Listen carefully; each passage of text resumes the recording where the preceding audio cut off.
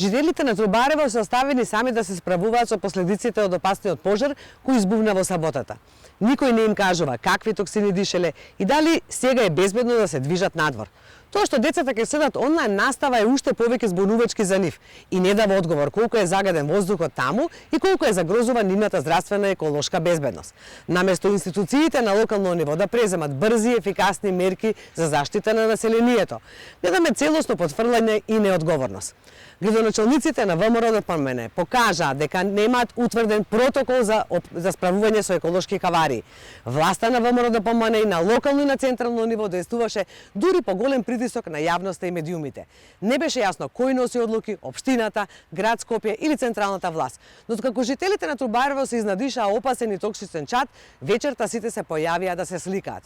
Го прашувам Орце Георгиевски во кое својство беше во Трубарево, како градоначалник на Кисела вода или како председател на ЗЕЛС.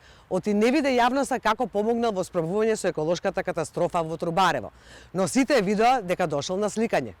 Град Скопје и општина Газибаба има обврска први да реагираат, но нивната пасивност и незаинтересираност е најдобар показател за неспособноста на локалната власт на ВМРО-ДПМНЕ да се справи со кризни ситуации. Опасните пожари од депониите со отпад веќе не се проблем на една општина, туку се проблем на Скопје. Повеќе не треба да се чека, населението мора да се заштити. Јас кажав дека имам план краткорочни и долгорочни мерки, како да се решат депониите и проблемот со отпадот.